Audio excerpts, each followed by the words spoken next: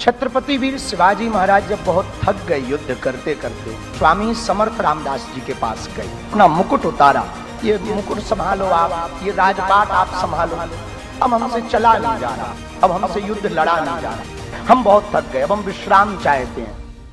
आजकाल वादग्रस्त वक्तव्य करण्याची जणू फॅशनच झालीये। ही वादग्रस्त वक्तव्यांची मालिका आता वाढतच चाललीये। बागेश्वर बाबा ज्यांना अनेक वादग्रस्त वक्तव्य केली, अनेकदा या वक्तव्यांवरून वादही पेटले। बागेश्वर बाबा संततीबद्दलही अनेकदा भलतीच आणि वादग्रस्त वक्तव्य करताना दिसतात। मात्र आता या बागेश्वर बाबाची मजल थेट शिवरायांबद्दल वादग्रस्त वक्तव्य करण्यापर्यंत गेलीये। आपली पात्रता काय, आपण बोलतो काय, याचं जराही भान या बाबाला उरलं नाहीये।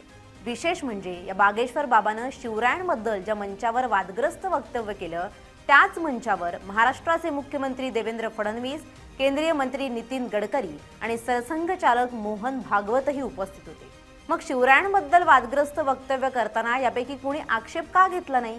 या बागेश्वर बाबाची जीभ महाराजांबद्दल बोलताना कशी मोकाट सुटली आहे, याचा समाचार घेणारा हा व्हिडिओ पाहूयात। नमस्कार, मी मृणाली पिळणकर।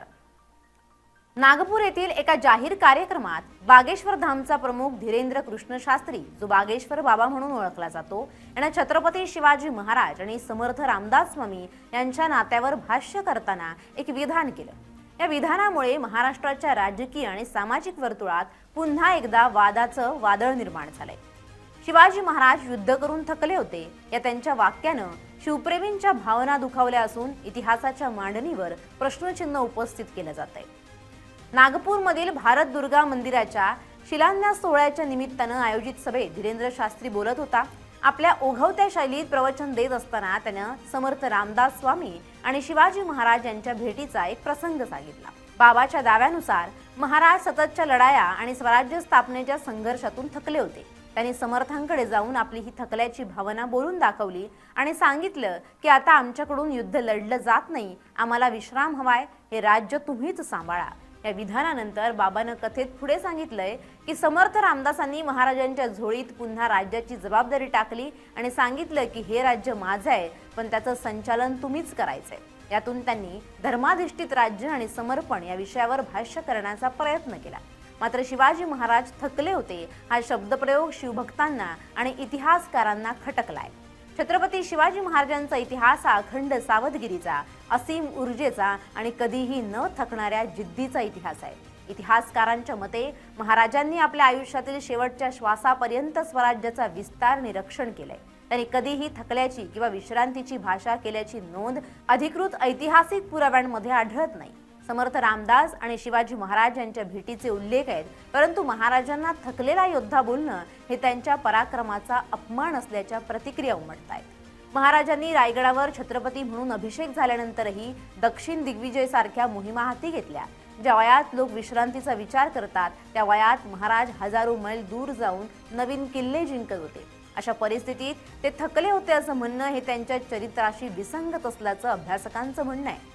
महाराष्ट्र हे छत्रपती शिवाजी महाराजांच्या अस्मितेशी जोडलेलं राज्य आहे, त्यामुळे जेव्हा जेव्हा त्यांच्याबद्दल एखादं चुकीचं किंवा विवादास्पद विधान केलं जातं तेव्हा त्याचे पडसाद तीव्र उमटतात।